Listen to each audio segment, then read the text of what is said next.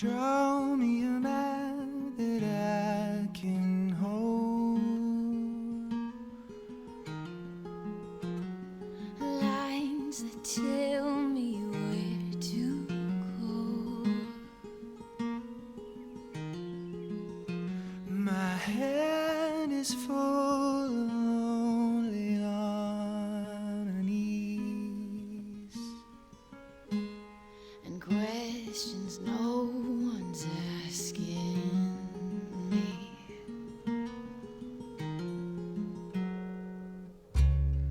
Who's gonna take my hand, show me the way? How long will I have to wait for someday?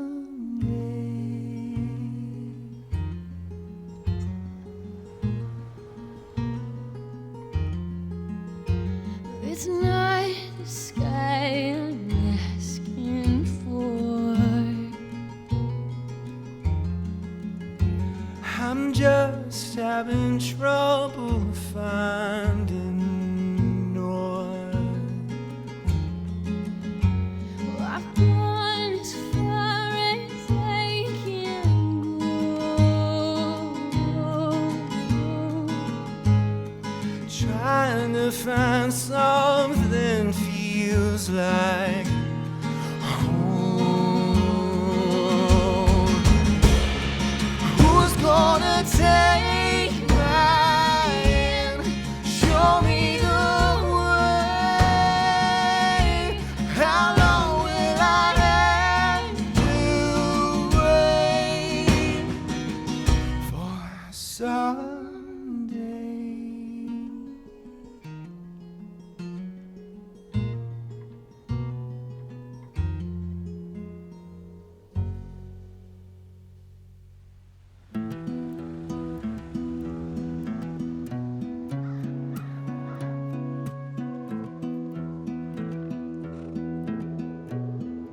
Coleman, Colorado is really cool, and it's mostly where all of the cowboys and cowgirls roam. We're just country people. The town of Colburn is a quaint, quiet little town with that honorable Code of the West type atmosphere.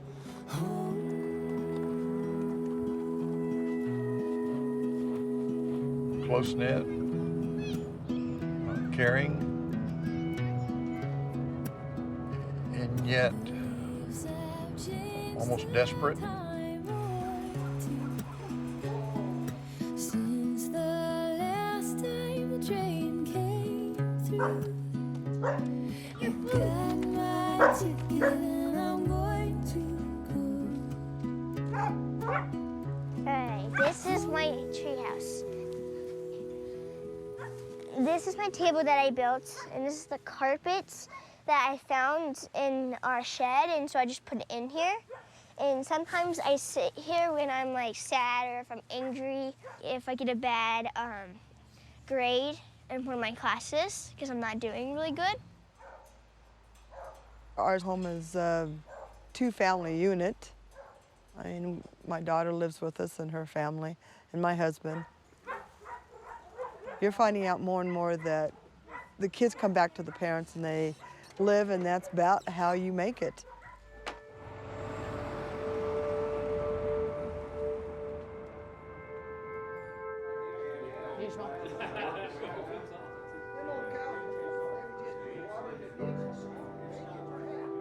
I work at the Cattleman's Grill. I've never received government assistance, but I went down there and I was going to try to get food stamps. They turned me away. My paycheck is about $120 every 2 weeks. So, it's hard. My husband, he works for St. Mary's Hospital, and I'm working now too, so we're over the limit for help. We've got 7 people in our family, so you make your food stretch. We've been without vegetables for a while. We do run out of milk. We eat dry cereal. You know, you have to live the best you can. You've got to make things stretch nowadays. It's not easy. Sometimes we run out of food, so we try to figure out something. Probably ask friends for food. We get really hungry, and our tummies just growl, and sometimes I feel like I'm gonna barf because it feels bad.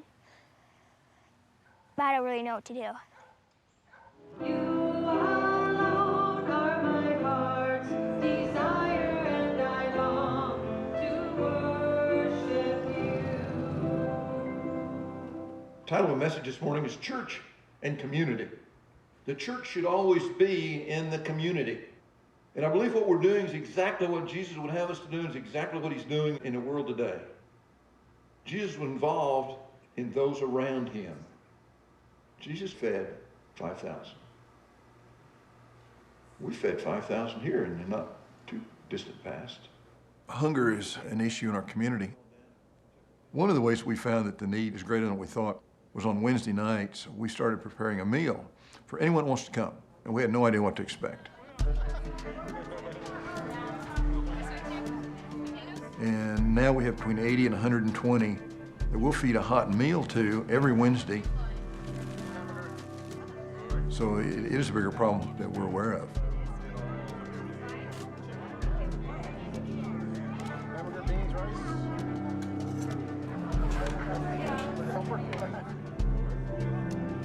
I think when people hear the term hunger, they still imagine a skinny, undernourished human being. They see the pictures of famine victims from sub-Saharan Africa. That's the image that we carry around.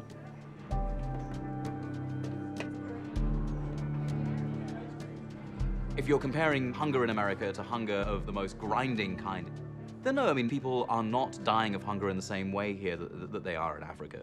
But that's about the best that you can say. It's a problem that people are ashamed of acknowledging. Our own government is ashamed of acknowledging it from my point of view, and you just kind of, we're in denial about it, I think.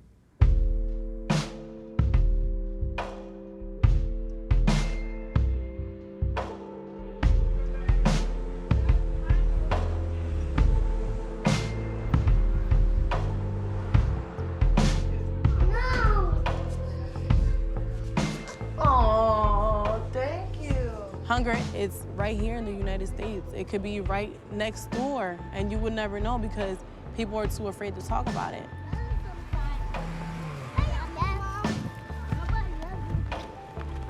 Hold on tight. Layla, watch your shoe. Being where I'm from, there's so many expectations of these girls just have kids, drop out, do drugs, you know, things like that. I don't want to be that person. Since August, I lost my job. I had to get on public assistance to be able to have some type of income coming into the house. What's that?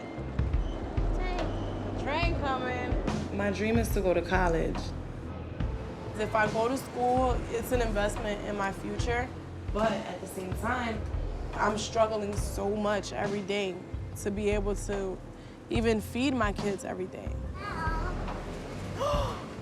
So it's really hard to make that decision now. Like, I can't tell my kids, okay, I'm going to school, so in 2 years, we're gonna be fine. I can't tell them, yeah, I'll make sure you guys eat in 2 years.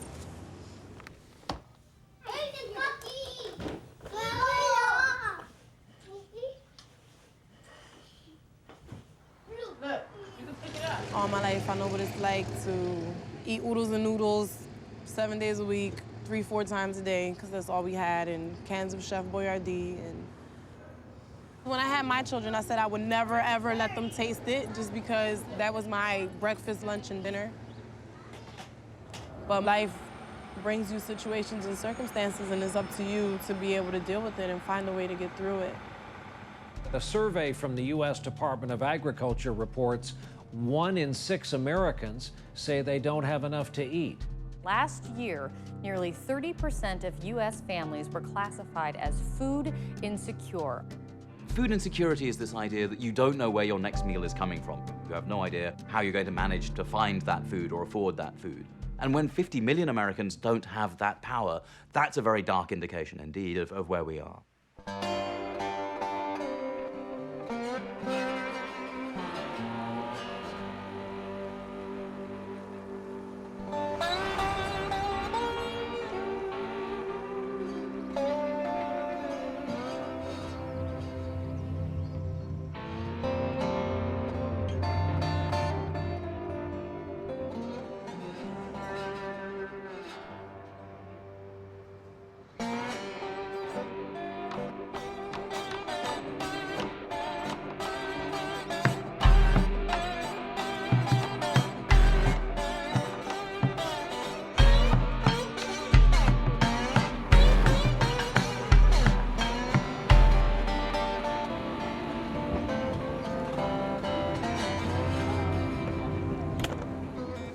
Step up on there. This is gonna make a noise. Step up on the table right there. I'll be with you in just a second.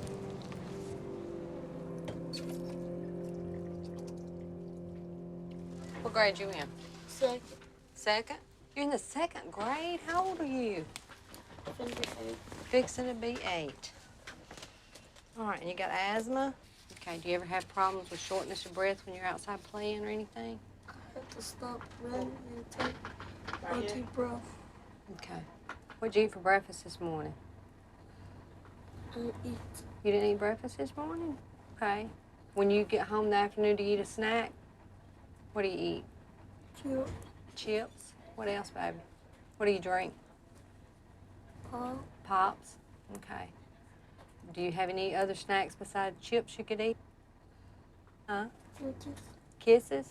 Cookies. Cookies? Cookies and chips? Okay. Maybe you could ask Mom to start buying you some carrots and some celery and maybe some apples. You could slice some apples up. That'd be good. A lot of people think there is a yawning gap between hunger on the one hand and obesity on the other. In fact, they're neighbors. And the reason that they happen often in the same time and often in the same family and the same person is because they are both signs of having insufficient funds to be able to command food that you need to stay healthy.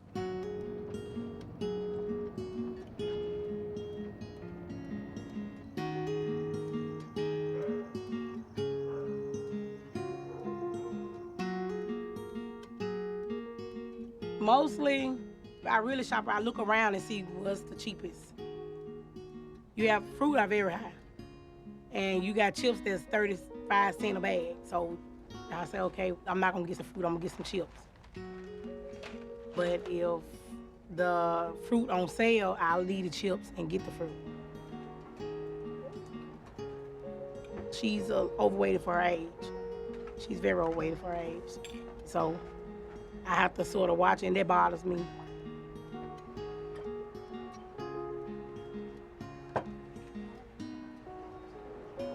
Mama, you want some juice or cranberry juice? If you look at what has happened to the relative price of fresh fruits and vegetables, it's gone up by 40% since 1980 when the obesity epidemic first began.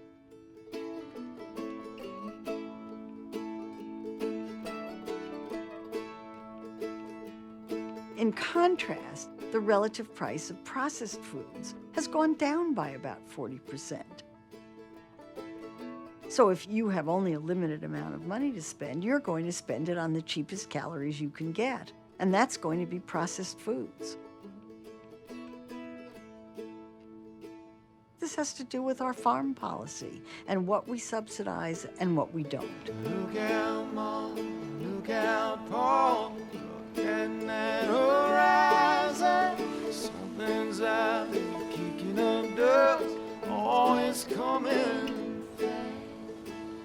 The subsidy system that we now have actually started back in the 1930s during the Great Depression. Farmers were the first to be hit hard when the economy went bad. There was a lot of pressure to put some sort of government assistance forward to help them get a decent price at harvest time for their crops. The programs in the Great Depression, of course, were emergency programs. The idea was if we could, on a temporary basis, help support the prices of farm products, that would get through this difficult period. And then we would let the market take over, except we never let the market take over.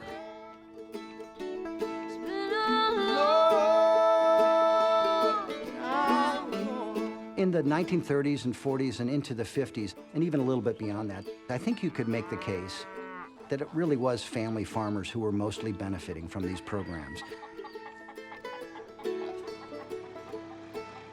But as the agricultural sector became more concentrated in terms of ownership of the land resources, more and more of these operations came to resemble agribusinesses and not family farming operations. It's been a long time coming. It's been a long. The U.S. Department of Agriculture, USDA, is one of the most diverse and complex agencies in the entire federal government. It does everything from international food trade to the Forest Service, to food safety, to animal protection, to, of course, farming programs and food and nutrition programs.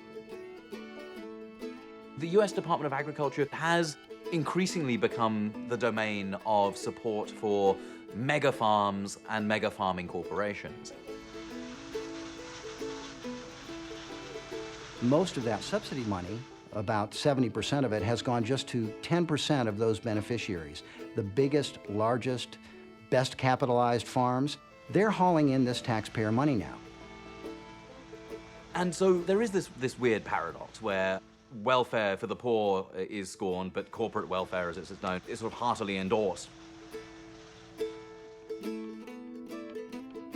We subsidize the basic ingredients in processed foods. We do not subsidize fruits, vegetables, and whole grains because the producers tend to be small producers. They don't have the kind of political clout that the big commodity producers of corn and soybeans and wheat that gets processed do. These subsidies made products very cheap and therefore made it profitable for the food industry to invest in the infrastructure for processing those products into the packaged goods that we see on every counter, in every corner store, in every vending machine that are really ubiquitous now and all around us.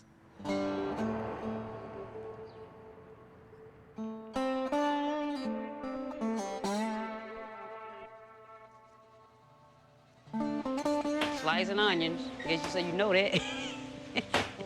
I'm trying to be careful. I'm Ree.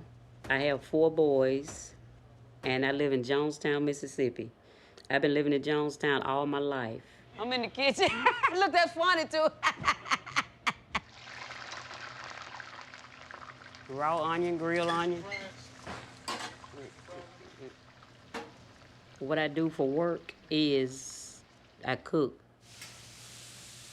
I work the cash register. I do the dishes. Mainly, I just pitch in, and help. We have stores in Jonestown. We have about 3 grocery stores, but it's hard in getting some of the things, like when you want fruits, it's no store sell fruits. Maybe one store will have a fruit bananas. They have vegetables, but it's in the can. I love fresh vegetable and fruit. It's very frustrating they don't have it here.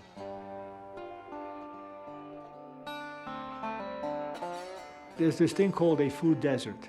So out in the county, you have these mom and pop shops, and they don't have fruits and veggies. There's several issues. Agriculture is a big business. So I get this big 18-wheeler, and I'm delivering food. So I'll deliver it to Walmart, and I'll deliver it to Kroger and these other chains. But I can't afford to take my 18-wheeler and go through these back roads. They're off the beaten path. So you just don't fit our model, maximum delivery, minimum cost. And so we're consuming what's available to us. Chips and ice cream and cakes.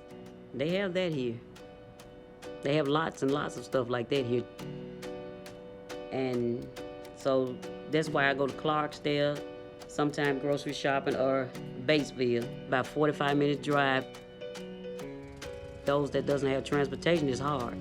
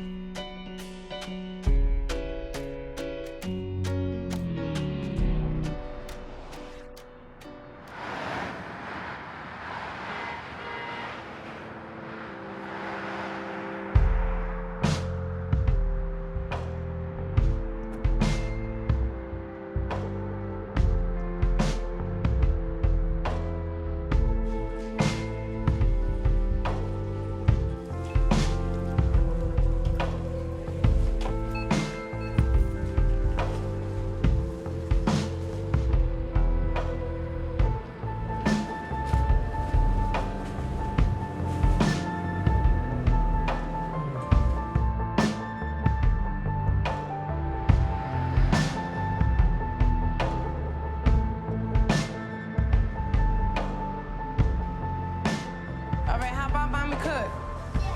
Mommy cook? I want to help you to make spaghetti.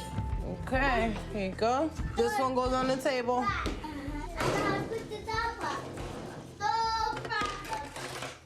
The assistance programs in the United States are very hard to qualify for. It's like either you're starving or you don't get any help. But what defines starving? Like if you don't eat for a day, are you starving? In their eyes, no, but in your eyes and the way you feel, of course. Okay. Good job. Mom, can I do the white one? Mm-hmm. Okay. Put that in the water. Wait, we gotta break it? No, you don't gotta break it. I know what. It's Aiden's turn to help too. Put that in there. Okay, that was a bad idea. I do get food stamps now, but they last about 3 weeks out of the month. And for that last week, I'm just going crazy. Is it good? Mm-hmm. Put them in there. The ones that I cut.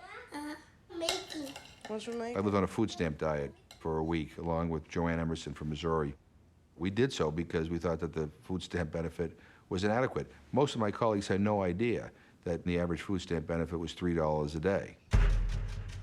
I had my budget, and I went to a supermarket, and it took me an awful long time because you have to add up every penny, and it has to last you for a week.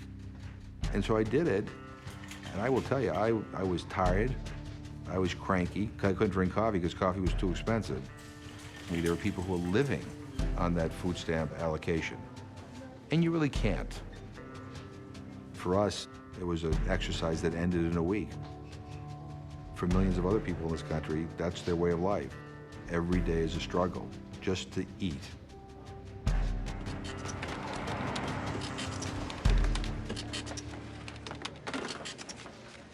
$39.37.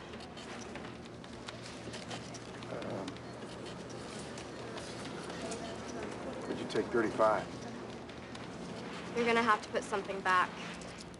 Back in the 80s, when I formed the End Hunger Network, we wanted to show what it was like to live in America and, be holding down 3 jobs and, you've got a couple of kids and maybe a medical problem and you've got to put food on the table, keep a roof on your head, and it's really a daunting task. And we wanted to make a film about that.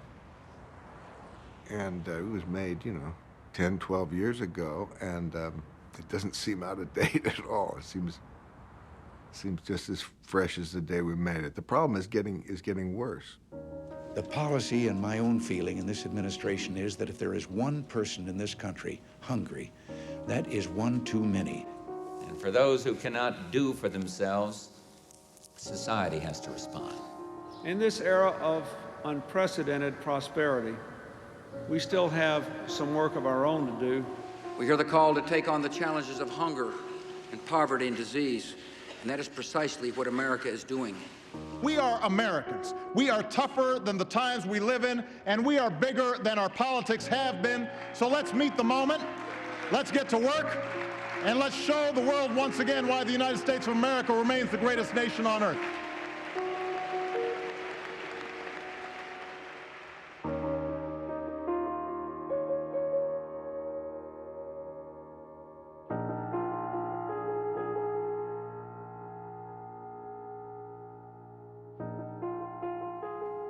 We've got 44 million Americans on the Supplemental Nutrition Assistance Program, what we used to call food stamps. 1 out of every 2 kids in the United States at some point in their childhood will be on food assistance.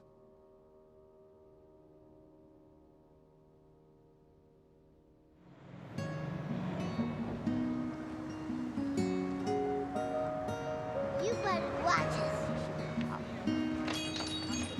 Come on.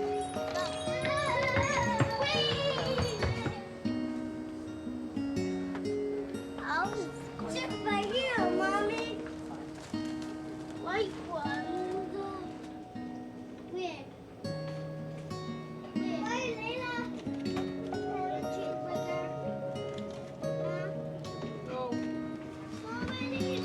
No, you got chips in your hand. Come on. You don't need donuts.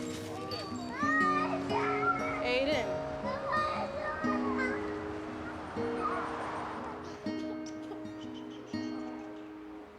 Aiden's first year of life was a period of a lot of struggle. At that time, I was making $9 an hour. Buying food was really an obstacle for me. So I applied for food stamps, which means I was in the welfare office from 8 o'clock in the morning till 4:30 in the afternoon, to then be told that I was $2 over the income limit. So because I was $2 over the income limit, I was not eligible for even $1 in food stamps. So, you know, I didn't have what they needed, or there just wasn't any more food. And I feel like it affected Aiden a lot.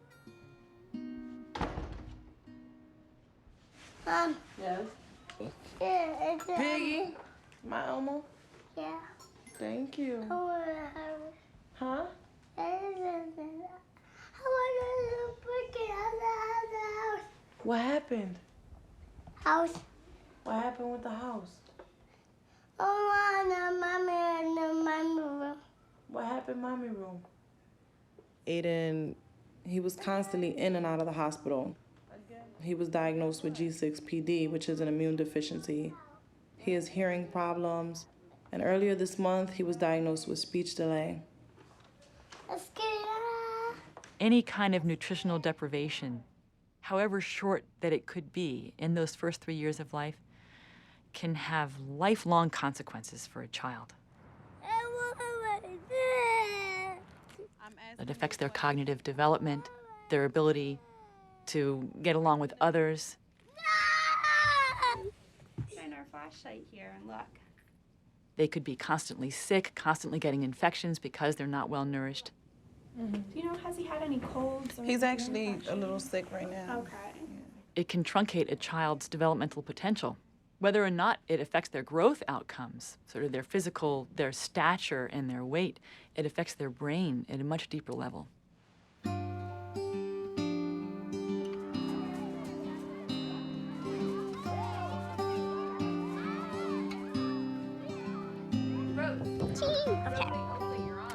Okay, mine is about this goddess or queen.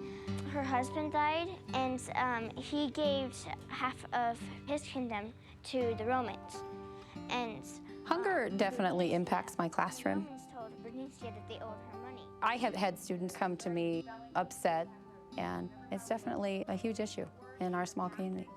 We are going to spend a little bit of time talking about how to use context clues to help us when we find words in the textbooks that we're reading. One student in particular, Rosie, I just really felt she wasn't really applying herself in the classroom, and I couldn't figure out where that attitude was coming from. I felt that she just really didn't care about what I wanted her to learn or that school was that important. And what I realized when I brought her in one day was the main issue was that she was hungry. I struggle a lot. And most of the time, it's because my stomach is really hurting. So let's take a look. My teacher tells me to get focused, and she told me to write focus on my little sticker. And every time I look at it, I'm like, oh, I'm supposed to be focusing. I start yawning, then I zone out. And so I'm just looking at the teacher, and I look at her, and all I think about is food. So I have these little visions in my eyes.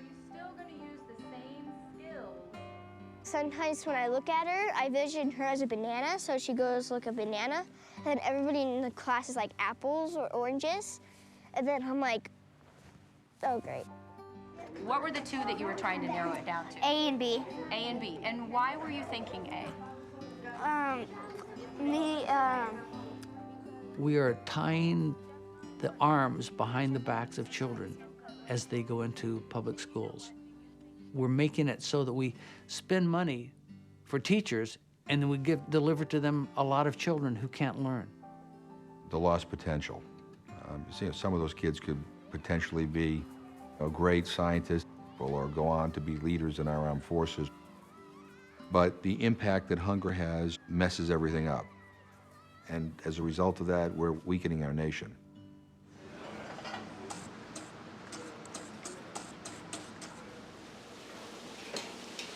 Food was really important growing up, especially around holidays. We had to be home for dinner every night. My mother was the typical Italian mother who would not sit down unless everybody was served. And I think that was, her way of showing how much she loved her family. I was in high school at the time. My mother decided to take a job managing a school cafeteria at Elizabeth, where we grew up. Years later, my brother and I would try to get her to retire. And she sat down and she said, I'm not ready to retire yet. And I was like, why? She said, these kids that come into my lunchroom for breakfast and lunch, I know this is the only thing they're eating all day. For your elimination challenge, you'll be feeding students using the same restrictive budget that our public schools have, $2.68 per child. Childhood nutrition has become a huge health crisis in this country. In this challenge, we were looking at various things. Part of it is to get kids to eat vegetables and stuff, and whether or not you were cooking food that was appropriate for a school lunch. I had wanted to do a healthy dessert that incorporated fruits, but that was not possible within our budget. The point was that you guys would get tripped up because that's the problem that the country has. Did you find that you had to add more sugar because the bananas were starchy? I believe there was a total of about 2 pounds of sugar. What's served in the schools is very much a function of the kind of investment we've been willing to make. If you figure that the federal government is reimbursing schools $2.68 for a meal that's served free, and you take out the labor cost and the administrative cost and costs for gas and electricity and custodial services and what have you, it really doesn't leave a lot for food. Most schools report that they have between 90 cents and $1 to actually spend on food. We're spending less than $1, okay, on lunch. Now, I don't know about you, but I go to Starbucks and Pete's and places like that, and a venti latte in San Francisco is $5. One gourmet coffee, is more, we spend more on than we are spending to feed kids for an entire week in our schools. The dollars that are being used for reimbursements haven't changed since 1973. We need to get better nutritious foods in school. And the only way to do that is by increasing the amount of the reimbursement. The Committee on Education and Labor will come to order. Good morning to everyone. This morning we'll discuss a new bipartisan child nutrition legislation we introduced earlier this month to address critical health and economic needs in this country.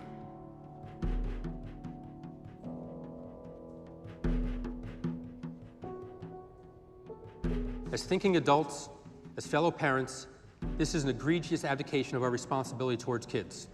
Let's fund school programs at a spending level that significantly raises the quality and variety of what schools can afford. A country as strong, as rich, as powerful as ours, and yet we have youngsters who are hungry. It's one of the reasons why Harry Truman in 1946 established the school lunch program, because he recognized that a country was only as strong as its youth. Only 25% of youngsters in America today ages 19 to 24 are fit for military service. And one of the principal reasons for that is that too many of our youngsters are overweight. The Institute of Medicine did a study of the nutritional value of the meals that we are currently serving to our children and found that there was too much fat, too much sugar, too much sodium, not enough fruits, not enough vegetables. There is obviously room for improvement. And that's why I'm here today, to encourage this committee and this Congress to take action now, not to delay. There are concerns on both sides of the aisle by many members of Congress, and I think by the American people, that we don't have enough money to do everything we want to do. When it comes to domestic issues, the health and education of our nation's children, I think, is one of our highest priorities. If we don't change the direction we're heading, this generation will be the first to live sicker and die younger than their parents' generation. Check it out. Let us see how tall you are, okay? Okay. Thank you. High five. Okay, since March of last year, did you ever eat less than you felt that you should because there wasn't enough money to buy food? Yeah. Since March of last year, did you ever cut the size of your meals or skip meals because there wasn't enough money for food? Yeah. Okay. How often did this happen? It happens quite a lot. Okay. I was really frustrated because I felt like anyone can see how touching those interviews are in the emergency room. A mother when she starts to cry because she's working, trying hard to take care of her kids. She's scared for the health of her child. We see that on a daily basis in the emergency room. But then I'd go to Congress and I would announce the numbers and pronounce how important food stamps are. And I just felt like the legislators there were not really listening, that they could not relate. I felt like it's time for me to be quiet and give the power of framing the issue of food insecurity and hunger to the people who are experiencing hunger themselves.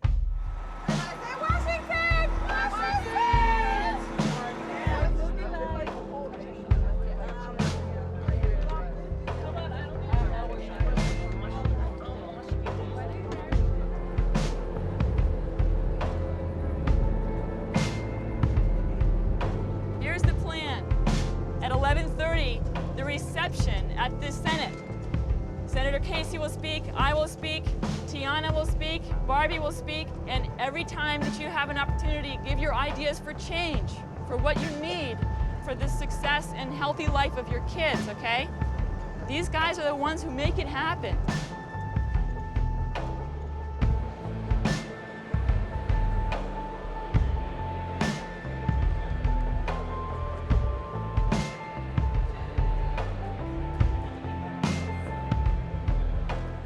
I was the first mother of witnesses to hunger, and I didn't think anyone would take us seriously.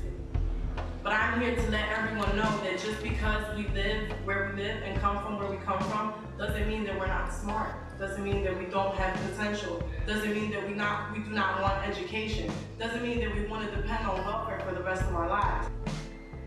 I want the same hopes and dreams as everyone in this room for their children. We just need the opportunity to make it come true. Came from and where we're at now and where we're going to be.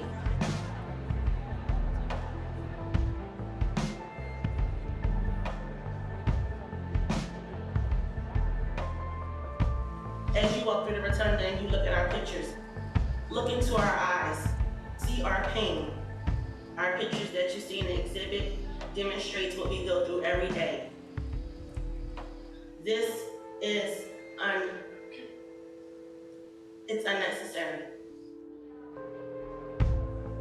One of the most important things about Witnesses to Hunger is the whole concept of change.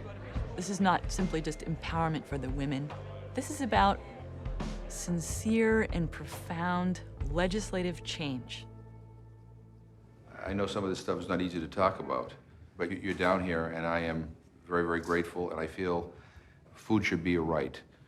We have a lot of lobbyists who come down here who get well paid and talk about other things. So, you know, you're kind of a dream come true for me, because I want people to descend on Capitol Hill, you know, and talk about the need to make sure that we focus on issues dealing with poverty and hunger and nutritious food. Anyway, thank you for coming all the way up to the Rules Committee. Thank you so much.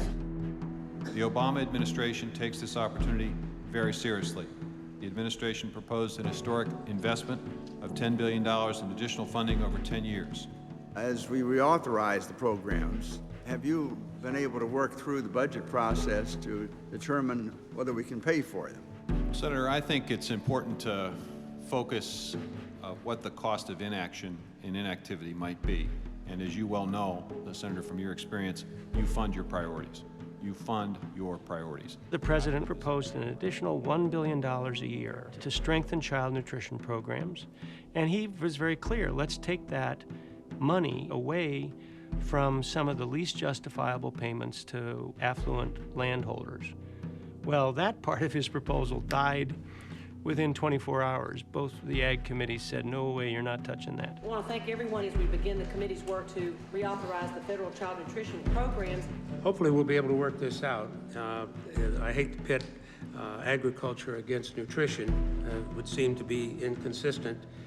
And the Agriculture Committee is there to allocate lots of money to agribusiness, support and subsidize the prices of other agricultural products. And we're very sorry that we're not going to address fully childhood hunger. We are voting on yet another bill that calls for the government to grow, expand, spend more, and intrude more. I can't help but be reminded of the fact that my friends on the other side of the aisle have borrowed countless billions of dollars to pay for tax cuts for millionaires and billionaires. They have no problem with doing that.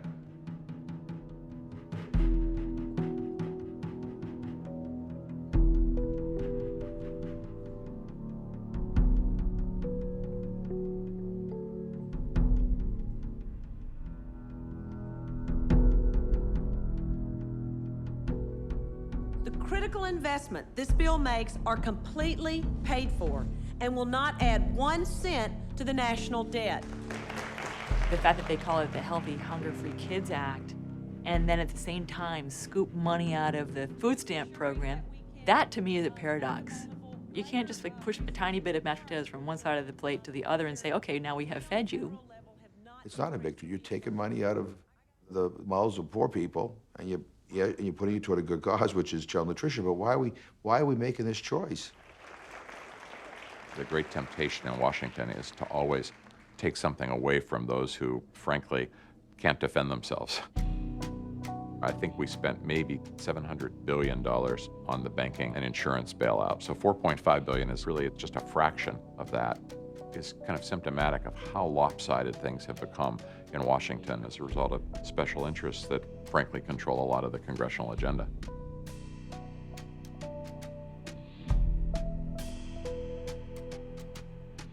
As long as we have a system where corporates can fund election campaigns, we're going to have legislators who are more interested in corporate health than public health. It's just appalling. You know, if another country was doing this to our kids, we would be at war. This is, you know, it's just insane. And it doesn't have to be that way. These children, all of them, are Americans, and all of them are hungry. One of the most poignant things that occurred during the 1960s to really put hunger on the national agenda was a special hour-long documentary by CBS in 1968. Here for CBS Reports is Charles Carrault. Food is the most basic of all human needs. Man can manage to live without shelter, without clothing, even without love. But man can't remain alive without food. We're talking about 10 million Americans. In this country, the most basic human need must become a human right. It galvanized public opinion in such a way that President Nixon and the Democratic leaders of Congress decided they had to do something about hunger at our time. The moment is at hand to put an end to hunger in America itself for all time. The past 10 years now, the federal government has spent billions of dollars fighting hunger in America. They expanded the food stamp program to make it a national program. They expanded the elderly feeding programs. They instituted a school breakfast program to go along with the school lunch program, which had gone back to the 1940s. It showed that public policy could work. Political will could work to make a difference in our country. regular Americans rose up and demanded that we create a modern nutrition assistance safety net, which helped us almost end hunger entirely by the late 1970s. Joining us this morning from Washington, Jeff Bridges, the national spokesman for Share Our Strength, and also the group's founder and executive director, Billy Shore. Welcome to both of you. Thanks for joining us this morning. Good morning, Karen. Thank you. Jeff, let me start with you. You've been passionate about this for a long time. I know that you founded the End Hunger Network back in 1983. Tell us about this new campaign, the No Kid Hungry campaign that launches today. We're in dire straits. We have 17 million of our children who are living in homes with food insecurity. I believe no child in America should go hungry. And by taking this pledge, I'm adding my voice to the national movement of people who are committed to end childhood hunger in America by 2015. Back in the early 80s, when I went to a seminar about ending world hunger, hunger was pretty much handled in America. We had food stamps and the WIC program that were really keeping hunger at bay. And then these programs started to be underfunded. And I figured, well, you know, it's a little difficult to be telling some other country on how to handle hunger when we're not handling it ourselves. We virtually eradicated hunger in America in the 1970s, but it's back with a vengeance. People look back on the Reagan years, and particularly during the recession, and they saw several things happen. There were a lot of tax cuts, so the government's tax base shrunk. There was a big increase in defense spending. And so how was that going to be made up? It was made up by cutting the budgets of a lot of social programs.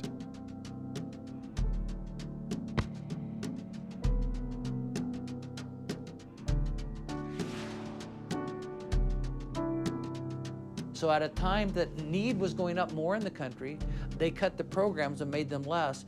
And what popped out of that equation? More hungry people on the streets. The 80s created the myth that A, hungry people deserved it, and B, well, we could really fill in the gaps with charities. And so we had a proliferation of emergency responses. Soup kitchens, food pantries, moving from literally a shelf in the cupboard of the pastor's office to an operation with regular hours. Something changed during that period of time. There developed this ethos that government was doing too much. And more importantly, the private sector's wonderful, and let's feed people through charity.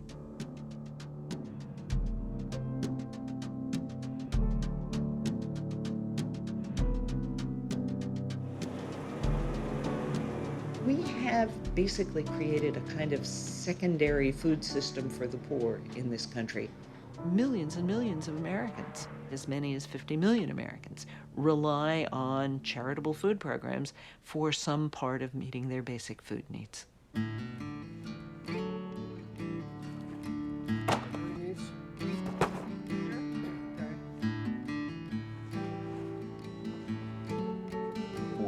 and $451 for backpacks for this week. Every Wednesday we go down and get a trailer full of food from the Food Bank of the Rockies. The problem that we run into in small towns is that the income level has gone down. The jobs are minimal. The second, third generation people are having to leave the area to find work.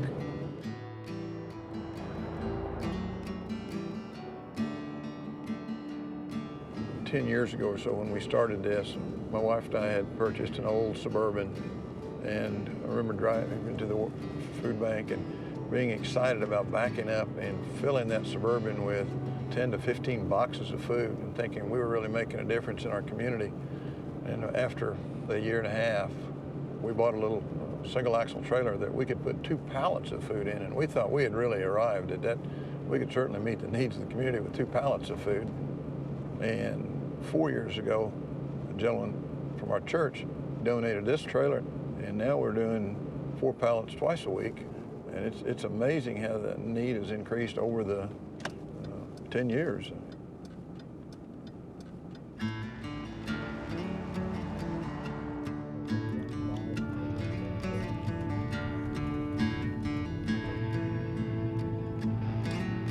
About a month ago, we had 3 officers, including myself. However, due to budget constraints were now down to just me. It was always kind of a prideful thing that I never needed anybody's help. Unfortunately, I haven't received a pay raise in 4 years. And what I used to spend on a month in groceries now gets me about 2 weeks.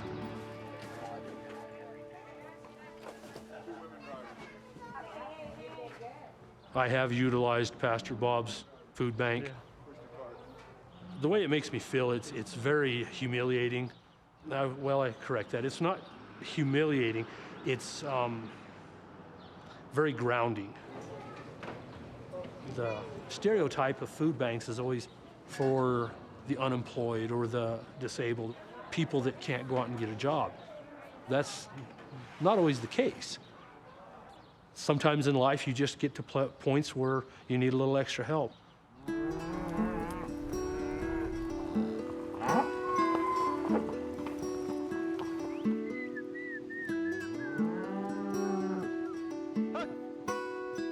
Ranching is a good part of life. It's a lot of work, but it's an honest trade.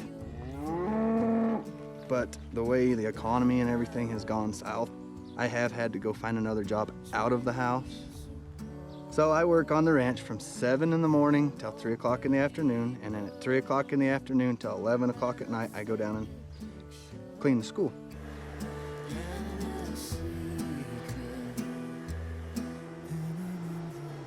It's a good job. It's close to home. There's a lot that you worry about. Your kids is the main one. And that's part of the reason I did take a second job, is so I can help buy groceries and put food on the table for my kids. Come on, dogs.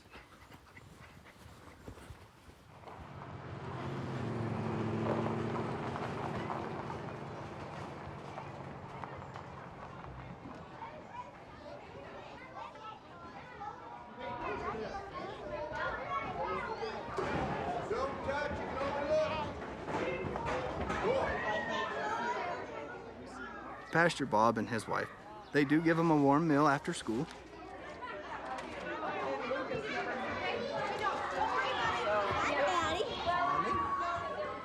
It helps, you know. It's getting harder to try to figure out how to make all your ends meet. But you got to do what you have to do to help support what you created, you know.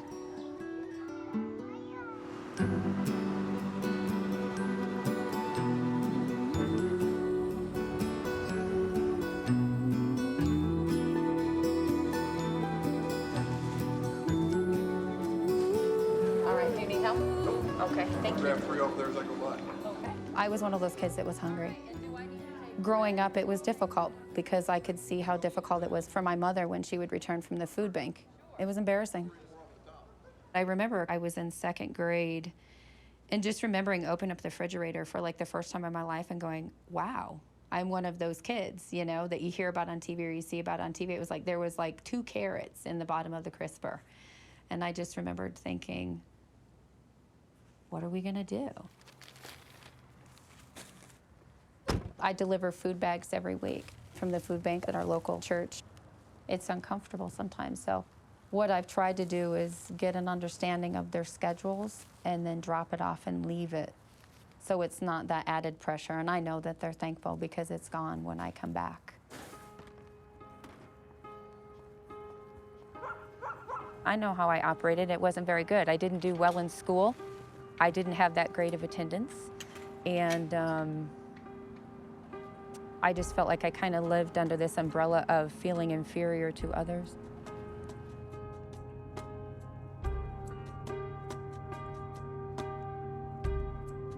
It messes with you. It's just still always there.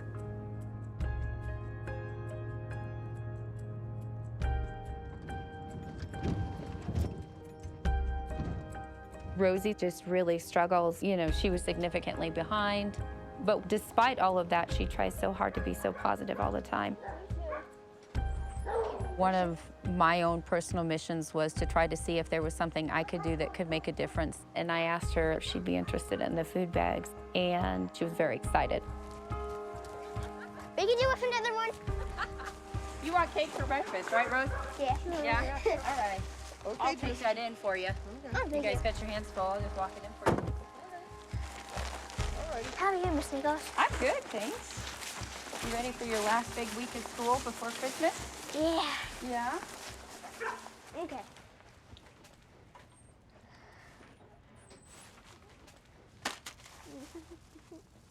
Ah, there we go. Okay, but your candy crackers. Mrs. Nichols comes about once a week. It's 8 bags that she brings. There might be potatoes, there might be bread. You know, right now I think we have 30 jars of peanut butter. That's just one of the things that Mrs. Nichols brings out right now. There's always some kind of soups, SpaghettiOs, a lot of snacks. I like these. Ooh, now these ones. Sometimes I will admit I do feel a little bit guilty bringing them food bags because it's starch, it's lots of carbohydrates, it's lots of sugars and other chemicals. Grandma, we got apple pie bars. Oh, awesome. Apple pie. Okay. In a perfect world, you would want it to be as well balanced as you could make it, but the reality is you get what you can, and giving something is certainly more than nothing. And so you just kind of find a little bit of, I guess, reassurance in knowing that you are making a difference, even though it's not perfect. Okay. Give these 3. Are you going to take them all? Yeah, I got them. All right. Thank you. Good job on your basketball game. That's something that's extremely important. The churches and the community groups that do hand out food are doing an incredible service to this country and to the children that are experiencing hunger. But that's just a quick fix. That's for today and tomorrow, maybe for next week. We call it emergency food. It's no longer emergency food. This is called chronic use of a broken system for which people cannot be held accountable. If people are going to be relying on this food as a significant portion of their food intake over time, then we do need to pay attention to what kind of food are they getting. Charity is a great thing, but it's not the way to end hunger. We don't fund our Department of Defense through charity, you know. We shouldn't, you know, see that our kids are healthy through charity either. This should be, you know, something that in our country, in America, the richest country in the world, you know, we should, you know, take care of our kids.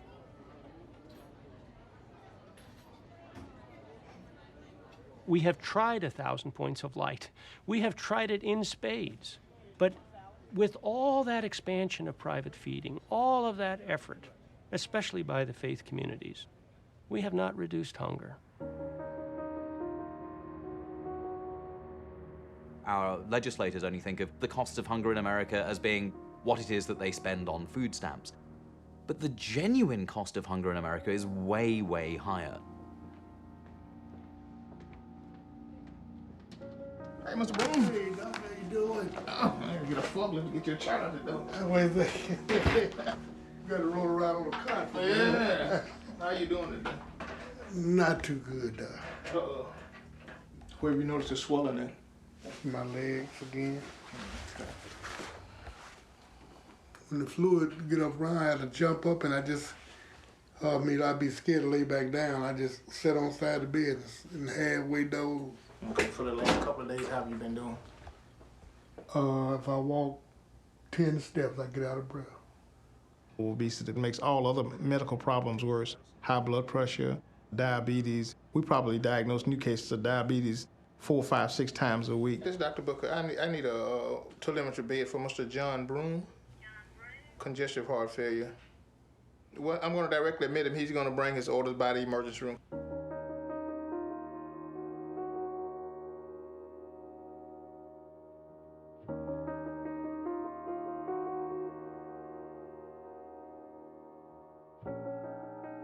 Those younger people who are developing those diseases at an early age are going to get the end-stage complications a lot earlier. So education is what it's going to take to get people to do what they need to do to reduce some of these problems, and we need to start it very early on. The bathroom line up at the door. I am Odessa Cherry. I am a second grade teacher here at Jonestown Elementary School. Love it.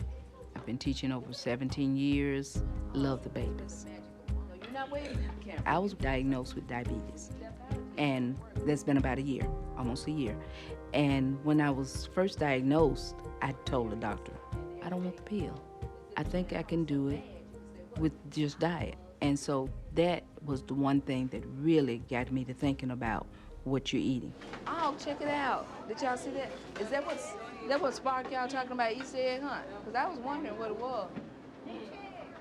And when the change started, everybody was like, what, no fried chicken? No fried fish? That was the biggest thing, that fried fish, because we love catfish in this area. I mean, if it's not fried, it's not fish. So, and it was just, I don't eat that. I don't eat this. I don't like that. I don't like, and I'm like, have you tried it? And I have many of them say no. And so I'm saying, try it, and I'm trying to force myself to try it because, you know, this is new to me. And once you eat, it's like, oh, it's not bad. Now that helped me to understand the impact that we can have on our children. And the younger they are, the better. Awareness is the beginning.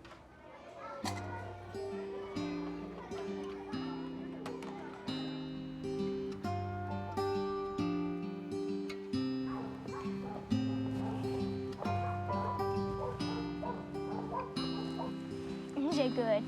Yeah.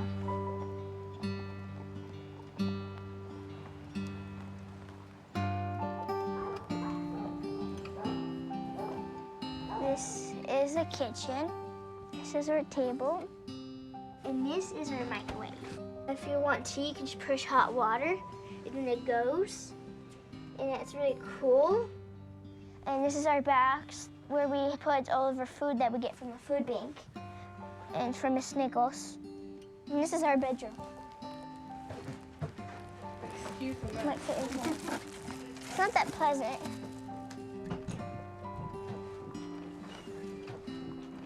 This is where I sleep in this pillow. This is where my sister sleeps with her dog. And this is where we have put all of our clothes. When my friends come over here, I get embarrassed because they have bigger rooms than I do. And well, we try to keep it clean. And I put flowers up because I just want to decorate it and make it look nice.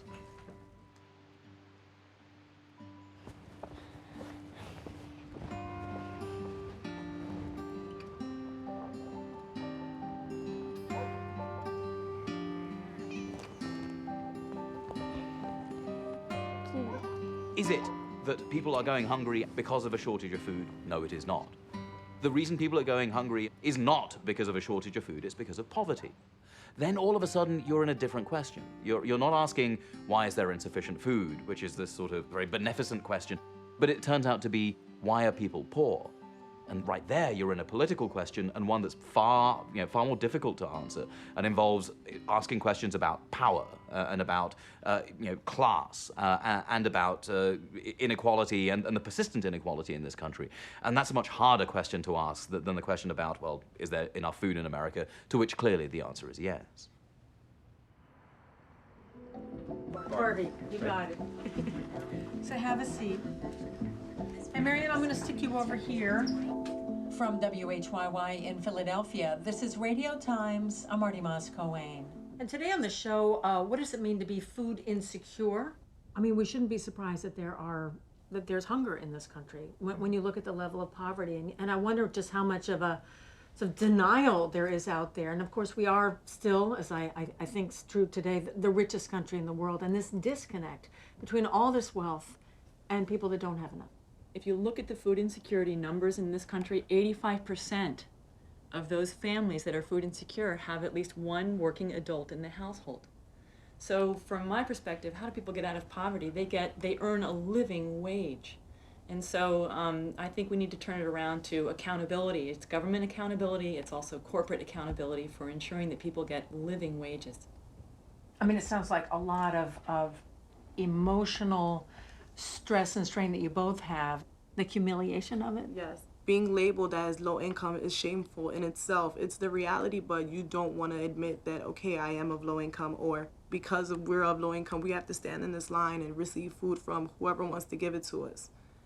So I think that's one of the, Yeah, how about for you, Crystal?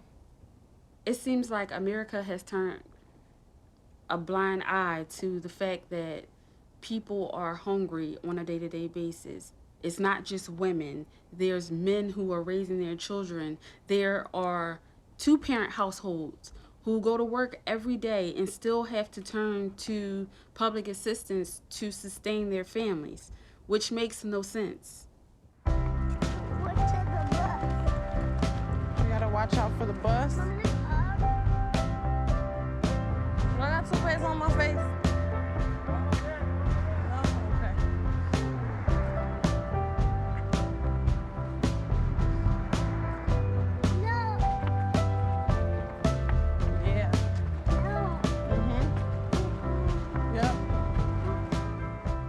Difference in your step. Like when you're on your way to work and you know you're like, I can't put the grip now. It's a different type of walk a different pace to your walk.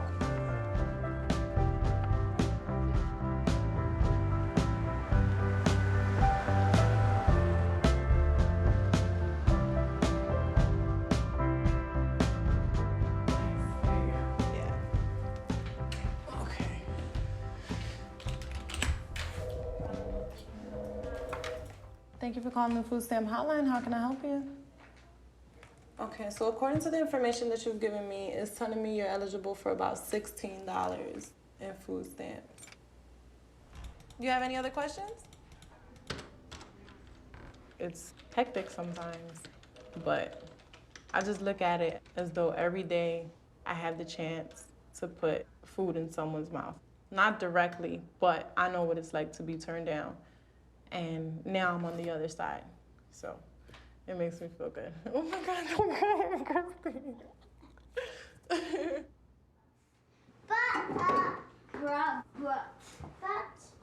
Y'all want this? What? No. Why not? Eat, sandwich. All right, but you need to eat food. We ate food. What you ate? We ate chips. That's not food. That's it. I want to eat food.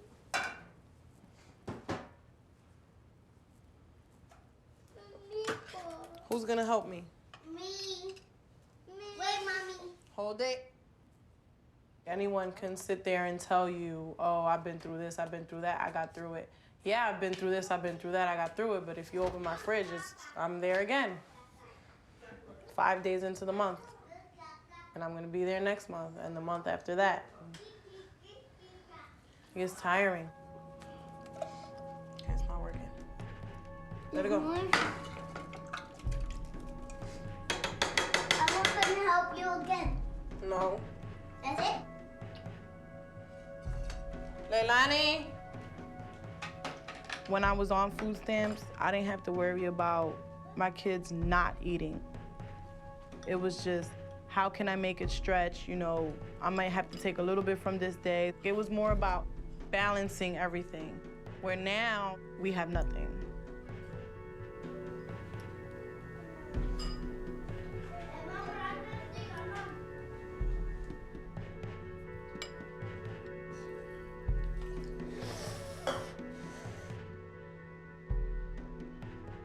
I literally have nothing left. Like, I'm gonna give them a hot pocket for dinner tomorrow. Like, what am I supposed to do? What do I give them?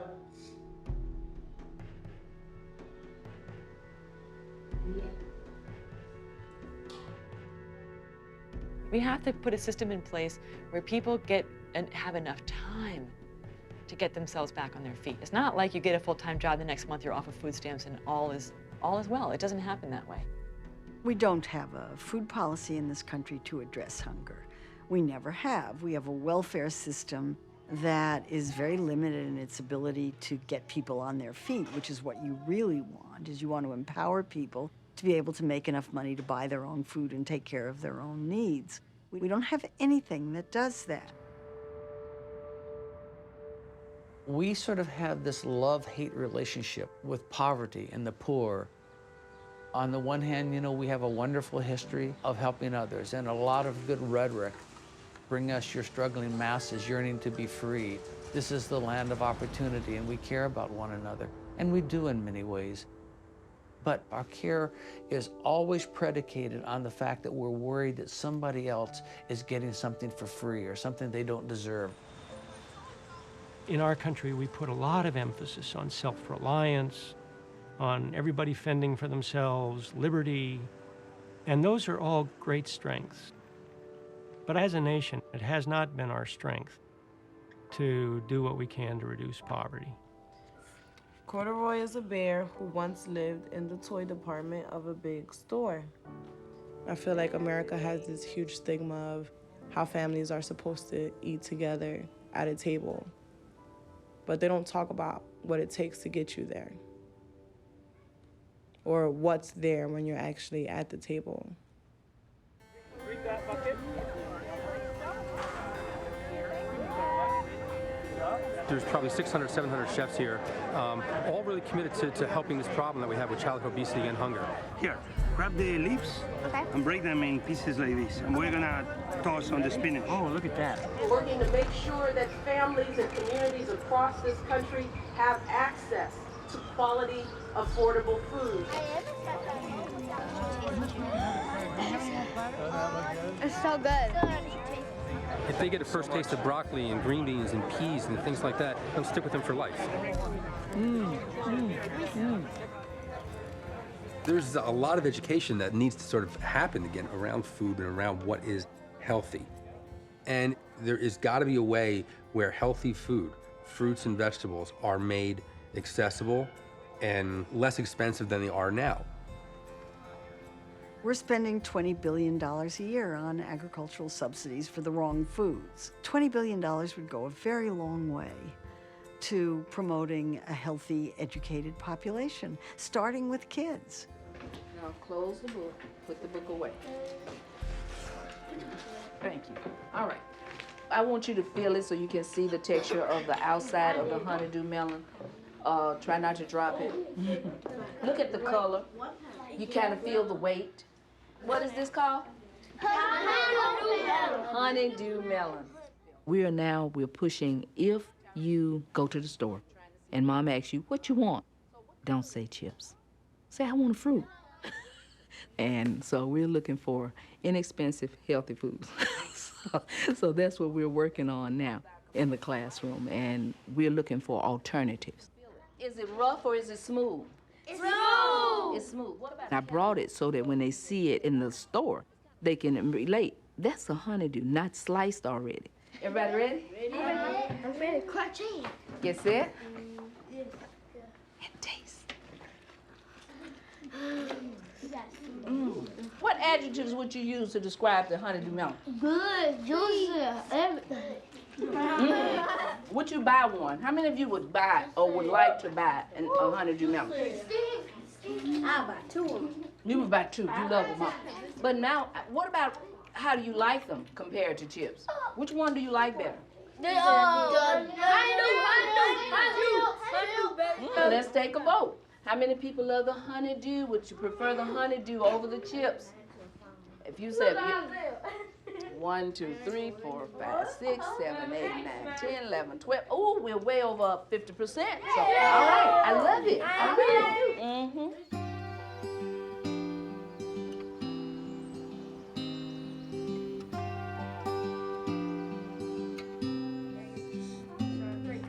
I think I go out of my way to try to take that burden and that worry away from kids because I was there.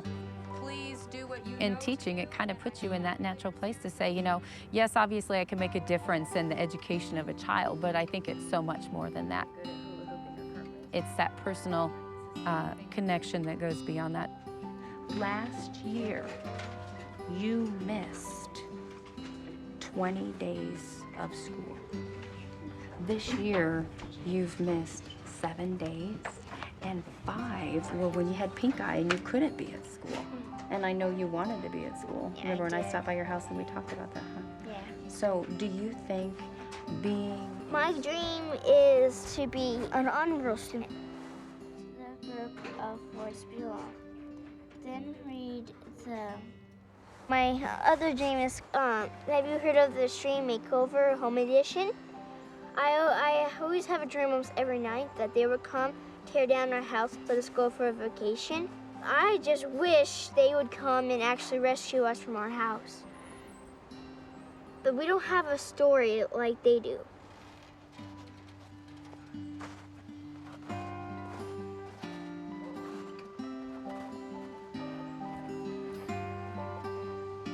I want my kids to have a better life than I do. Have more food, have a bigger house, no mold, and get to do what they want to do and what they need to do. And never be hungry.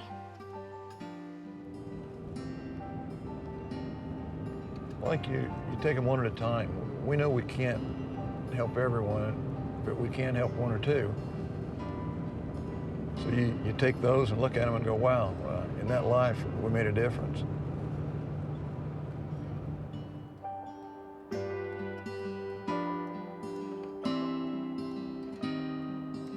It's about patriotism, really. You know, that's what it is, you know. Stand up for your country, you know. How do you envision your country? You know, do you envision it a country where one in four of the kids are hungry? What I'm hoping is that maybe that increase in the problem is part of the solution, that's going to finally wake people up to how, you know, what dire straits we're in here with this. Do we just continue to give more cans of food through the food drives? That's not the answer. The answer is widespread governmental programs that are focused on the human being. I think Americans basically want to do the right thing. There's a lot of issues that we could all struggle with for a long time we wouldn't know how to solve. I don't know how to solve the climate change problem, you know, by myself. I don't know how to come up with a vaccine for AIDS. I don't know how to, you know, end terrorism. But when it comes to hunger in this country, we know the solutions because we've proven it in the past. We all have a stake in this, and we really need to reclaim agricultural policy as a policy on behalf of us all. We're wasting billions of dollars by not spending less to fix hunger. We all understand that the government will do the right thing only after every other possibility has been exhausted. We need to bring government to the right thing much more quickly. But the only way to do that is not by, you know, saying, well, you know, government will take care of it, but by making government care. We need to make this an issue where if you're not with us on ending hunger, then we're not going to be with you on re-election. I mean, if making sure people have enough to eat is not an important issue, then I don't know what the hell is. You are where you come from. It is a quote that is said very often. If your mother was a single mother, you will be a single mother. If no one in your family was a high school graduate, you'll be the next one to follow in those footsteps. Have you ever been surrounded by the people you love, like your children, but feel completely alone? Have you ever been in a home with open doors, but feel trapped? Have you ever been in a neighborhood with constant yelling, screaming, gunshots, and fighting, but are so accustomed to it that it puts you to sleep? I know what it's like to have your children look at you in your eyes and tell you they're hungry, and you have to try to force them to go to sleep as if they did something wrong. Take time and learn a little from each of us, because you never know where tomorrow can take you. Remember us. Remember people like us that are here in the United States, that need help, that are not receiving it adequately. If we switch lives for a week, could you handle the stress? If we switch salaries for a month, will you be able to live and still keep your pride? Are you aware of my hope and my determination? Are you aware of my dreams and my struggle? Are you aware of my ambition and motivation? Are you aware that I exist? My name is Barbara Izquierdo, and I do exist.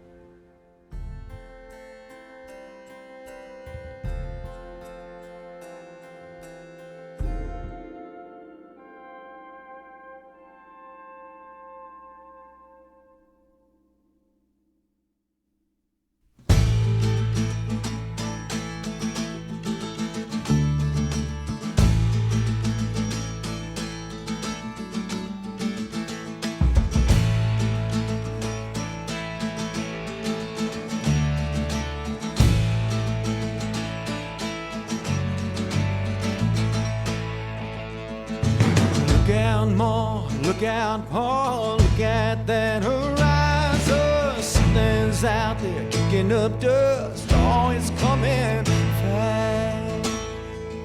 Look out, sister, look out, brother, river's gonna be rising. Something we've been waiting for, oh, it's here at last. It's been a